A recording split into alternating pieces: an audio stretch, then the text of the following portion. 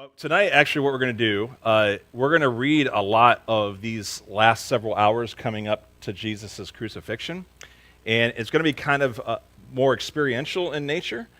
But the experiential part will be you reflecting on some things, which is why you have this piece of paper. So the first thing I want you to do, and if you're at home, you can get a piece of paper, and you're just going to number 1 through 7 on yours, because I have this for them. But there's a full piece of paper like this, but what I want you to do, because it's easier to write on since you don't have clipboards, if you fold it in half like this, so you have something like this, it would be easier for you to write on with the pen that's provided. So just, if some of you can write very talentedly with this, great, but I figured if you fold it in half, it'd be a lot easier. Now, if you write really big, there's lots of blank space in the paper that you could write. So, but anyway, this will be kind of your guide for tonight as we walk through each of this part of the story. So a lot of it, we're going to be reading a lot of the story, and then asking you to reflect on a portion of that. And part of this is really this. I think a lot of times we seem to be very far removed from the circumstances of this moment in the first century. And I don't know about you, but for me, I think a lot of times it's felt like, oh, I would never do that, right? Like, I don't know if I could do, I would do these same things in these moments. And tonight, what I want us to consider is that you would, and you do, and we continue to do so. And so tonight, I'm hoping that as we walk through the story, that this isn't just their story, but this is also our story, and also to recognize the beauty of the moment of what Jesus did despite all of that, which is what he was doing all along. So I'm going to read several portions. So if you're following in your little sheet, Mark chapter 14 is where we are. And I'm going to start this first section, verses 12 to 21, and I realized I forgot my bowl of water. That's all right. We'll be okay.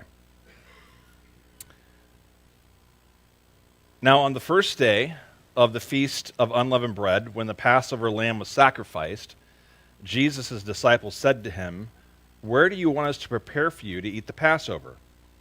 And he sent 2 of his disciples and told them, "Go into the city, and a man carrying a jar of water will meet you. Follow him.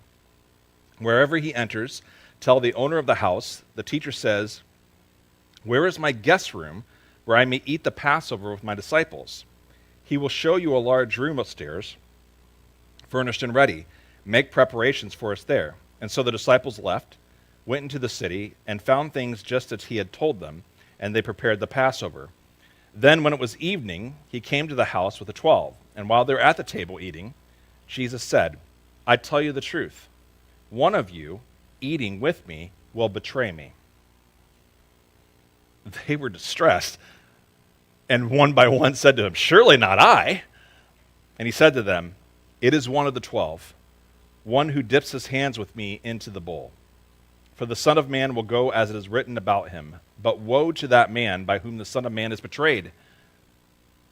Oh, look at this. Now I can put my hands in the bowl. All right. It would be better for him if he had never been born. So, I don't know, any of you, we're just a quick raising, anyone here Wednesday for our Passover Seder? Did anyone come to that Wednesday? I'm looking around, I know some of you were there. So we kind of walked through this during our Passover Seder, this portion. But during the Passover meal, it's really interesting to think about this, but the one who is to betray Jesus that he's talking about is not someone who didn't believe in Jesus at all. It wasn't a Gentile. It wasn't someone that would be considered an outsider. It wasn't even like any Jewish person. It was one of his closest 12 followers. I want you to think about that. That is what the reference is to and who betrays him. One of his 12 closest followers. And every one of them said around the table, "Surely it can't be me. I wouldn't do that." But we know that it was one. And so tonight we'll talk through several experiences leading up to Jesus' death where we participate in his crucifixion. You know, we can be Judas in this case. We can be Peter. We can be religious leaders. We can be the government. There's all sorts of people that we can be that participated in Jesus' crucifixion. In this case, it was Judas, one of the 12. And I'd like to say, if one of his 12 closest followers could betray him, what makes you think that you or I could not be one of those people? So on your piece of paper, you just have a little space, and we'll make it really simple for you. I just want you to write the words, I am Judas.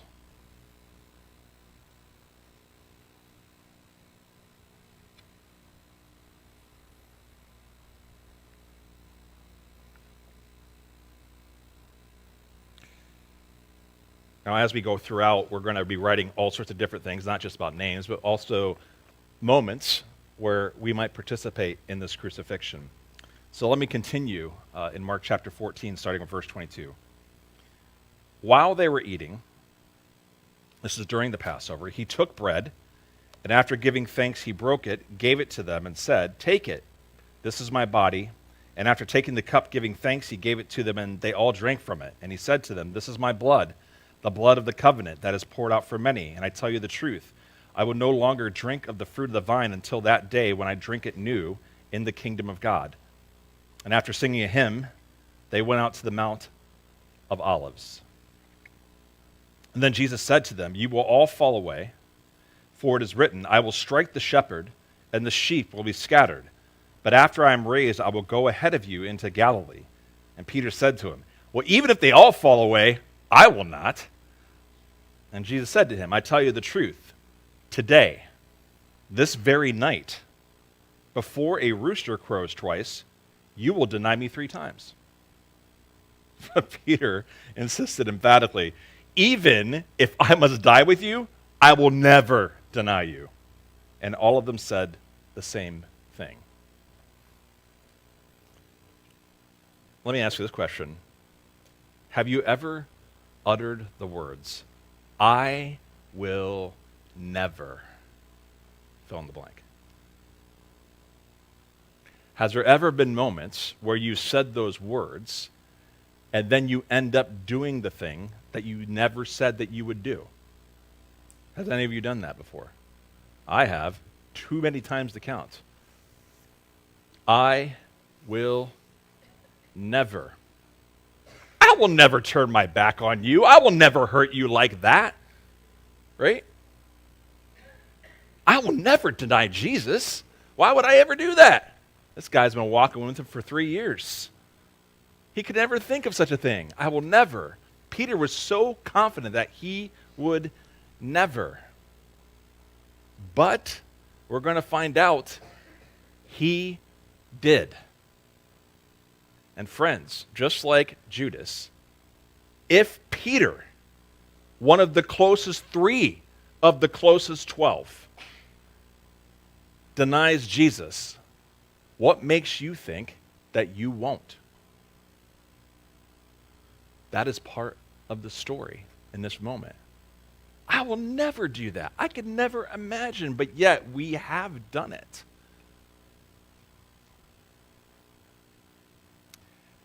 So what I want you to do in this second part, and I have the word hypocrisy there, right? Most of you know what that means. It's when you say that you're going to do one thing and you do the opposite, right? That's what hypocrisy is. This is what Peter is doing. I will never deny you, Jesus. And we're going to find out later in the story, we're going to come to a section later on, that he did. And so what I want you to do is just, as you're thinking about these moments, because some of you were nodding with me, is I want you to write down just a moment where you committed something to God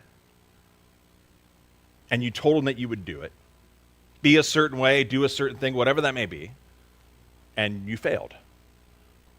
I want you to write that down.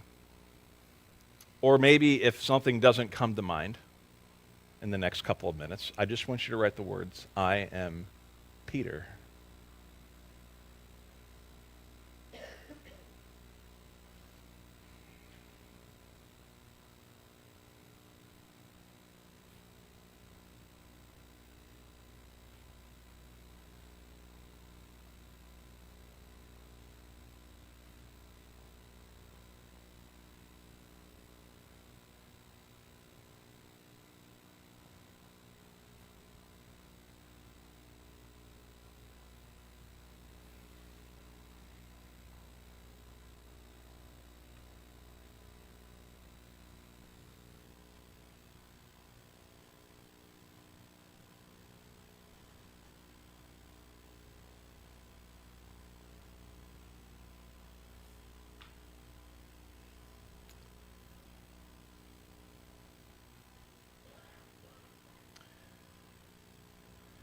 We'll continue the story at verse 32.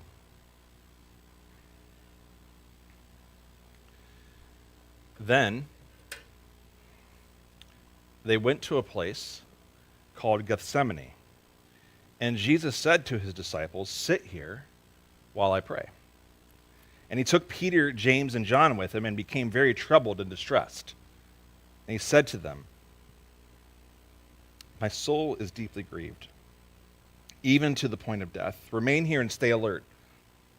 Going a little farther, he threw himself to the ground and prayed that if it were possible, the hour would pass from him. And he said, "Abba, Father, all things are possible for you. Take this cup away from me. Yet not what I will, but what you will." And then he came and found them sleeping and said to Peter, "Simon, are you sleeping? Couldn't you stay awake for 1 hour? Stay awake and pray that you will not fall into temptation. The spirit is willing, but the flesh is weak." And he went away again. He prayed the same thing. And when he came again, he found them sleeping. They could not keep their eyes open, and they did not know what to tell him. And he came a third time and said to them, "Are you still sleeping and resting? Enough of that. The hour has come. Look, the Son of Man is betrayed into the hands of sinners. Get up. Let us go. Look, my betrayer is approaching." It's a fascinating text if you pay attention enough, where Jesus seems to be at one of his most vulnerable points. He's so distressed. He even asks for just a moment, "Is there any other way we can do this?" Yet he knows what he needs to do. And he wants his disciples to stay alert and awake. And then the Gospel of Mark, which we're reading this out of, if you've been with us long enough, it's like, being alert to what? It's being alert to the way that God has called Jesus to take, which we already know is the way to the cross. That's what Mark's referring to. That's the way you should stay alert, or you're going to fall into temptation. And we're going to find out they're going to fall into that pretty quickly this night. He needed his disciples to be alert to the coming persecution, where Jesus would be at his most vulnerable when he is crucified, that they don't know of. So here's what I want you to do. To trust me and to close your eyes. And I want you to close your eyes. I'll be watching.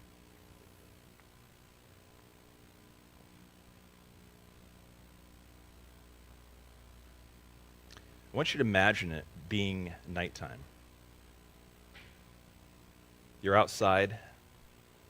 You've got that moment where it's, I don't know if you had that moment where you're so tired that your eyelids are so heavy you can hardly keep them open. I want you to imagine a moment like that. Imagine your eyelids getting heavier and heavier and heavier. Just imagine that moment.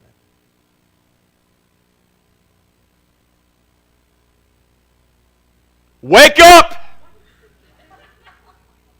Wake up! Get up! Jesus is calling to you. What I want you to write down, what's a moment where you didn't listen to God when it got really tough? What was a moment like that for you? I prayed that none of you would have a heart attack in that moment, and so far I was successful. So write down a moment where you didn't listen to God when it got really tough.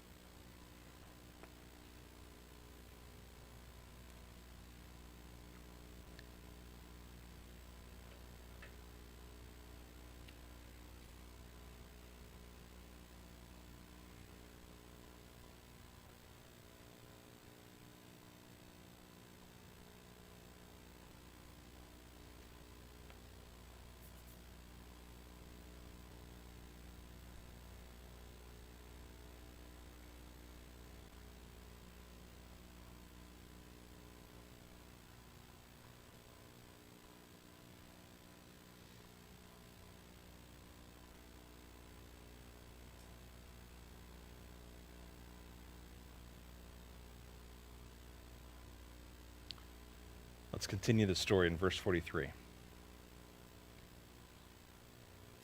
Right away, while Jesus was still speaking, Judas, one of the 12, arrived. With him came a crowd armed with swords and clubs, sent by the chief priests and experts in the law and elders. Now the betrayer had given them a sign saying, "The one I kiss is the man. Arrest him and lead him away under guard." And when Judas arrived, he went up to Jesus immediately and said, "Rabbi," and kissed him. And then they took hold of him and arrested him. And one of the bystanders drew his sword and struck the high priest's slave, cutting off his ear.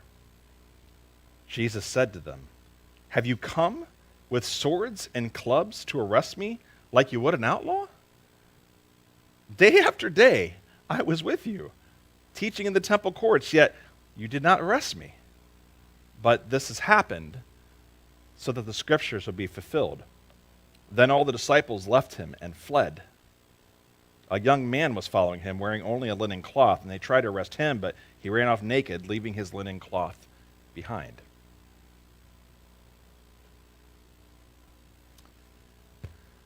What's interesting is a kiss was a sign that you were close to someone. I'm not talking about like a romantic relationship. I'm talking about this is something you do with close friends. This is what Judas used as his tool to identify who Jesus was to the authorities. And it's always interesting, I think about why does Judas do this?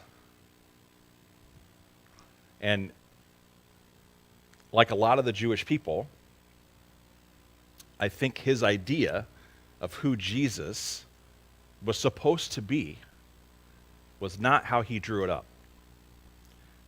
It was not how others drew it up. And there's many different speculations for people of what exactly that was, but my guess is that Jesus wasn't the military conqueror that he was supposed to be, just like most of the Jewish people expected. And when Judas found out that that was the case, and he found out really quickly when Jesus was about to enter into Jerusalem, and he didn't do so in royal pronouncement or with trumpets. No, it was completely the opposite, very anticlimactic. He went into the temple courts and pronounced judgment on everybody. He basically said the temple is going to be destroyed. The temple is no longer relevant. The temple has left the building. God's presence is no longer here because his people has failed their end of the covenant. That didn't line up well with Judas.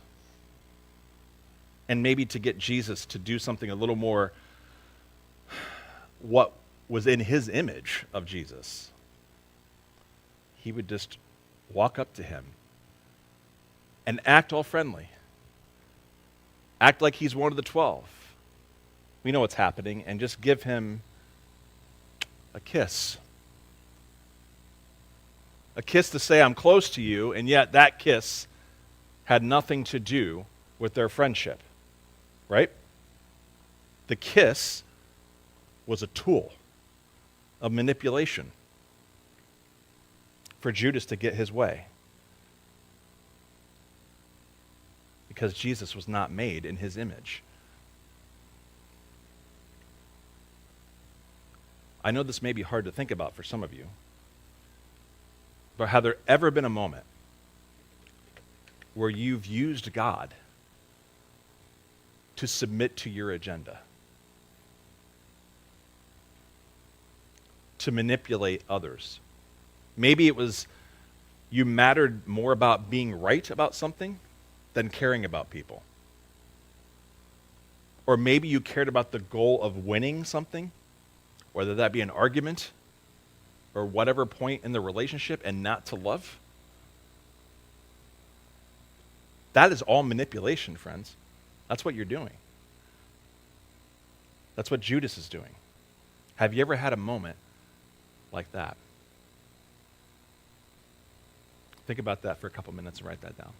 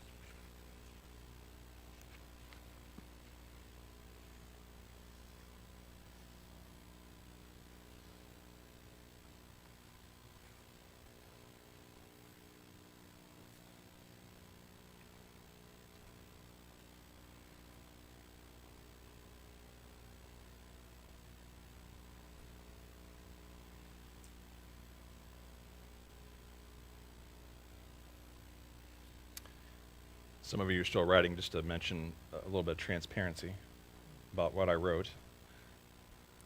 I said things like, when I talk over people and use my voice or my charisma or my position to get people to listen to me over others, that's a form of manipulation.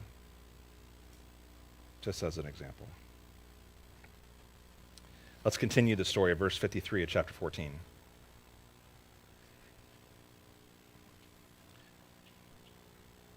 Then they led Jesus to the high priest, and all the chief priests and elders and experts in the law came together, and Peter had followed him from a distance up to the high priest's courtyard. He was sitting with the guards and warming himself by the fire, and the chief priests and the whole Sanhedrin were looking for evidence against Jesus so that they could put him to death. But they did not find anything. Many gave false testimony about him, against him, but their testimony did not agree. Some stood up and gave this false testimony against him. We heard him say, I will destroy this temple made with hands, and in 3 days build another not made with hands. Yet even on this point, their testimony did not agree. Then the high priest stood up before them and asked Jesus, have you no answer? What is this that they are testifying against you?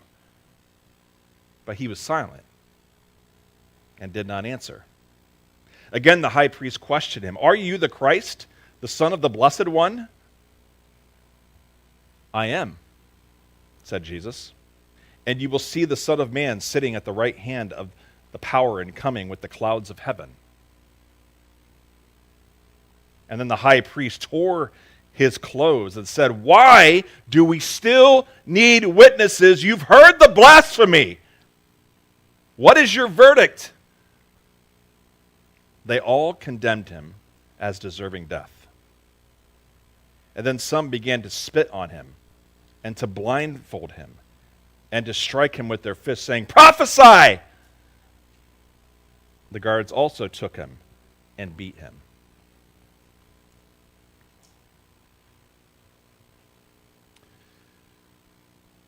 You know, there are so many competing stories and narratives on who Jesus is and what Jesus is for. And we hear about the Sanhedrin. If you've been here long enough, you've heard a little bit about these guys. This is the Jewish ruling council, if you remember. These are the guys that are making legal decisions on the social, moral, spiritual welfare of the Jewish people. And so now he's before the Sanhedrin, the court. And just like Judas, the Sanhedrin wanted a Messiah that was made in their own image. But he went against what the Bible said. That's basically what they're saying about Jesus. He's not biblical. He's not being faithful to the Scriptures as we see it. And you can tell, like even in that moment where they're trying, it said they couldn't find any evidence for these charges, so they're making things up. And they can't even agree on what they're making up. And then they throw out a line that he kind of actually said about the temple being destroyed. They can't imagine such a thing. But only a blasphemer would say that. Only a false prophet would say that. Only a heretic would say that. That's what they tried to convince the people. That was the narrative they went on. And so they set up scenarios to try to trap him the whole time. The whole Gospel of Mark, they've been setting up many moments to try to trap him, to get him to say something that they can use against him. And they want to use the Bible as proof. And then you think about this, because of all this narrative that they believe, because he's such a false prophet, that he's such a heretic, a blasphemer, a person that doesn't agree with what the Bible says, at least their version of it, that's what they do to him.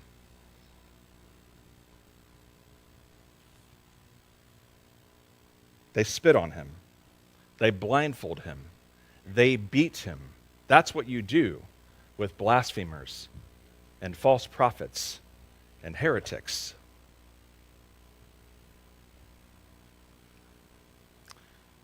I've mentioned this before, maybe a couple, 2 or 3 weeks ago, maybe like a month ago now.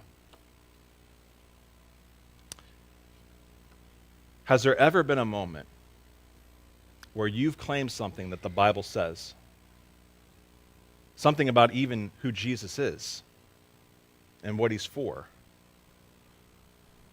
and you were wrong?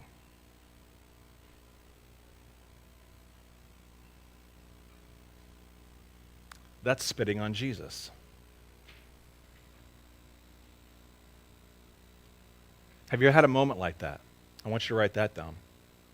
Or maybe if something's not coming to the top of your head, you can just write the words, I am the Sanhedrin.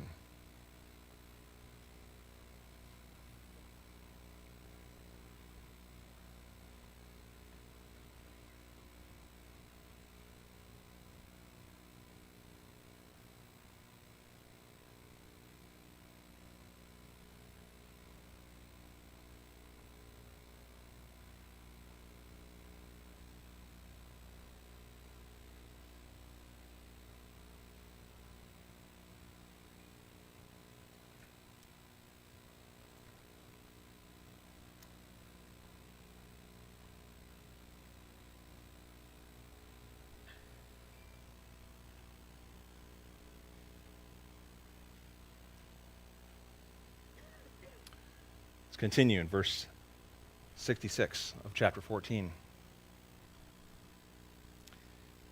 Now while Peter was below in the courtyard, one of the high priest's slave girls came by.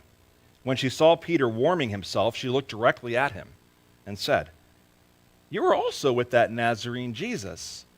But he denied it. "I don't even understand what you're talking about." And then he went out to the gateway, and a rooster crowed. And when the slave girl saw him, she began again to say to the bystanders, "This man is one of them." But he denied it again. A short time later, the bystanders again said to Peter, "You must be one of them, because you are also a Galilean." And then he began to curse, and he swore with an oath, "I do not know this man you are talking about." And immediately, a rooster crowed a second time. And then Peter remembered what Jesus had said to him. "Before a rooster crows twice, you will deny me 3 times." And he broke down and wept.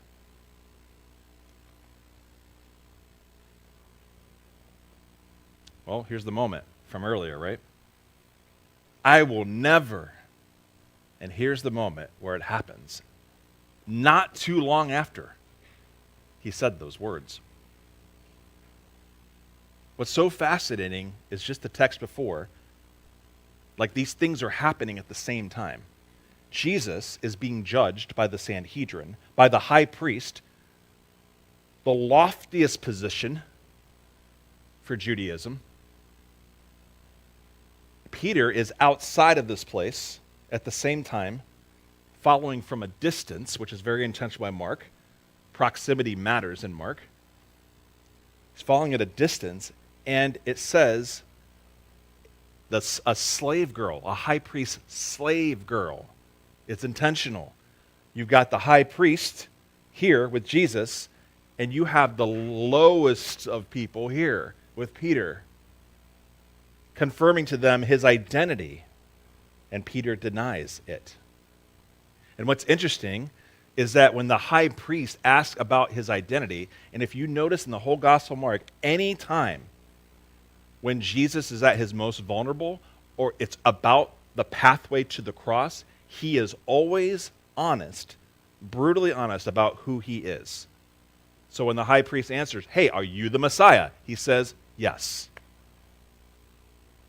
But he doesn't give in to any of the false accusations, or the false testimony, or the make-up stories, or the conspiracy theories, or whatever that get made up. He is silent.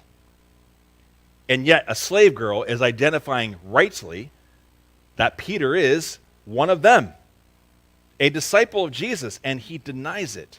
So at his most vulnerable, Where Jesus, the path of the cross, says, I will tell you exactly who I am, Peter denies who he is and his most vulnerable to the lowest of low in that society. It's a humongous contrast of stories.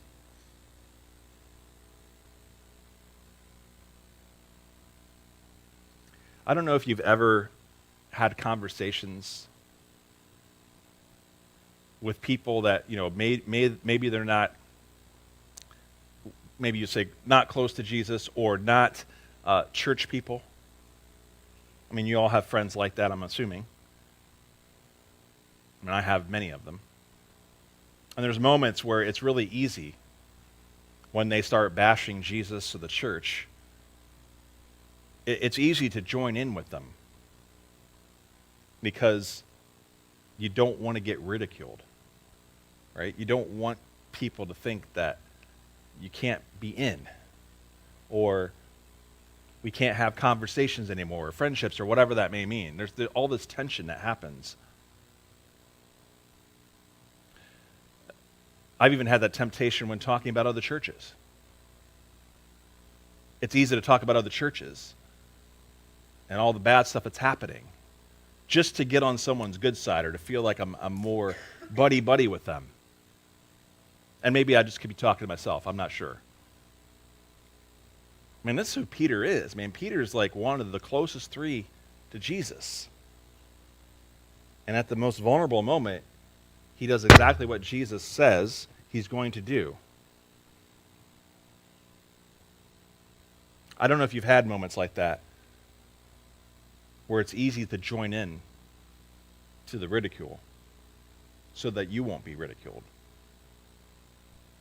But if there's a moment like that, I want you to write that down. And if you can't think anything offhand, you can simply write the words, I am Peter.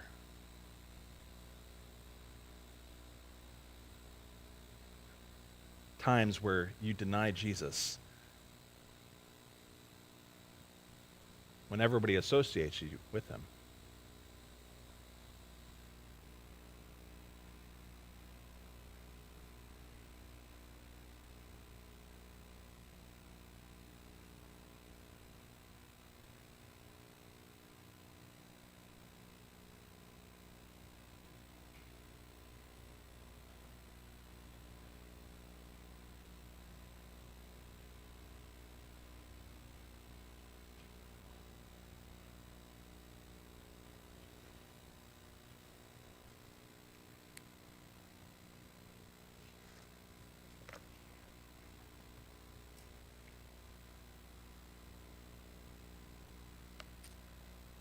And finally, Mark chapter 15, starting in verse 1. Early in the morning, after forming a plan, the chief priests with the elders and the experts of the law and the whole Sanhedrin tied Jesus up, led him away, and handed him over to Pilate. So Pilate asked him, "Are you the king of the Jews?" He replied, "You say so." Then the chief priests began to accuse him repeatedly. So Pilate asked him again, "Have you nothing to say? You see how many charges they are bringing against you?" But Jesus made no further reply, so that Pilate was amazed. During the feast, it was customary to release one prisoner to the people, whomever they requested. A man named Barabbas was imprisoned with rebels who had committed murder during an insurrection. And then the crowd came up and began to ask Pilate to release a prisoner for them, as was his custom. And so Pilate asked them, "Do you want me to release the king of the Jews for you?" For he knew that the chief priests had handed him over because of envy. But the chief priests stirred up the crowd to have him release Barabbas instead. So Pilate spoke to them again. "Then what do you want me to do with the one you call king of the Jews?" They shouted back, "Crucify him!" Pilate asked them, "Why? What has he done wrong?" But they shouted more insistently, "Crucify him!" Because he wanted to satisfy the crowd, Pilate released Barabbas for them. Then, after he had Jesus flogged, he handed him over to be crucified. So the soldiers led him into the palace, that is, the governor's residence, and called together the whole cohort. And they put a purple cloak on him, and after braiding a crown of thorns, they put it on him. They began to salute him. "Hail, King of the Jews!" Again and again, they struck him on the head with a staff and spit on him. Then they knelt down and paid homage to him. When they had finished mocking him, they stripped him of the purple cloak and put his own clothes back on him. And then they led him away to crucify him.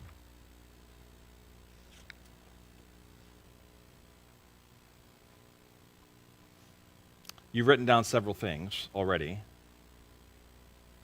on this paper.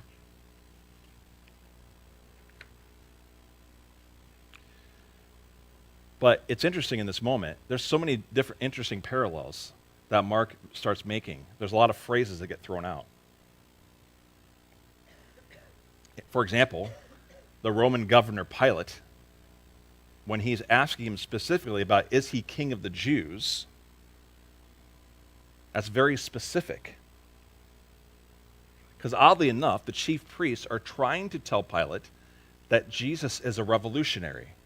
He's an insurrectionist. He's one that's trying to overthrow the Roman government, which is very ironic because that is exactly who they want as a Messiah. And that's what they're accusing Jesus of to the Romans, the very thing that they want, which tells you about their motivation. And Pilate is trying to get this out of Jesus. Are you king of the Jews? That's what you say. It's a very non-answer, right? You're saying I am. He's not going to deny it. But it's interesting, at the very end of it, it says in the text, because he wanted to satisfy the crowd, which earlier in this gospel has already been said. To satisfy the crowd, even the chief priests, when they were trying to betray Jesus, would not do it because of the crowd. Herod, when he murdered John the Baptist, did so because he wanted to satisfy his wife and the crowd. All of these images start to pop back up. And then Pilate brings him Barabbas, which, by the way, Barabbas is on trial, is in the Roman prison because, guess what? He's a revolutionary. He rose up against Rome. In fact, he murdered somebody. That's why he's in prison. And they bring him out and then ask the people for the pardon. Who's going to get the pardon? The person who hasn't shown any evidence, which Pilate understands, of not being an insurrectionist, to the guy who definitely is. And they cry out for the insurrectionist. That's who they want. This other guy needs to die.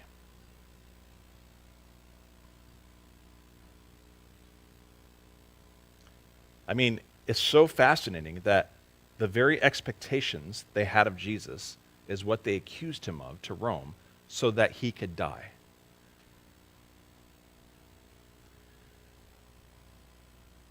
But yet, that's exactly what the Jewish people wanted in their Messiah. That's exactly what the disciples wanted in their Messiah.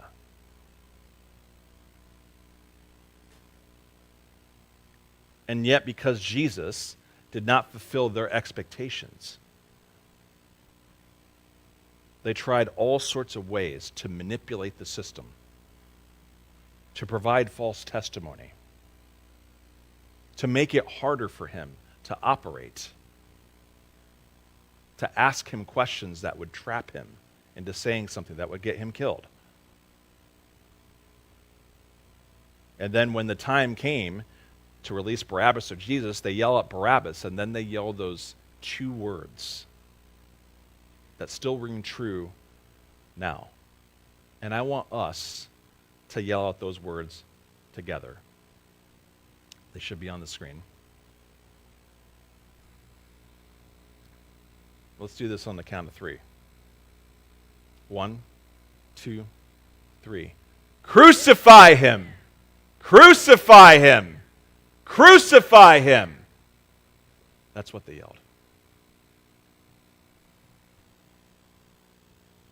I mean, think about that. Crying out for his murder, for his death. And so many times, like I said at the beginning, we'd like to think, there's no way if I was there, I would ever participate in this. And yet, we do all the time. What Jesus is experiencing, even in that moment, is nothing new, even to the story of the Bible. It has happened before to people. It's happening to him, and it happens over and over and over again. And Jesus had a message for all of us when he started all of this. It was a very simple phrase. He said, "Repent, for the kingdom of heaven is near." In other words, turn away from the ways of destruction. Repent, return to the way God has designed you to live. You want to go with the Hebrew shuv a little bit. For the kingdom of heaven, or God in other gospels, is near, is at hand, is here, has arrived. Jesus ushered it in, and he was showing people what that looked like. The whole Gospel of Mark, if you've been with us for these 40 million teachings, that's what's been happening. He's been showing people what that looks like. It means that we admit, and we still do this, that we try to shape Jesus in our own image instead of letting him shape us in his image. And that's how all human beings are designed to live. And yet we resist that all the time. And yet, despite all of that, past, present, and future, he still chose to go to the cross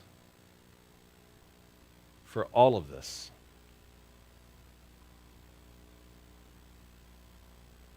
We are dishing out the worst we have to offer, the most extreme amount of brokenness and despair and destruction upon him, and he is taking that all upon himself.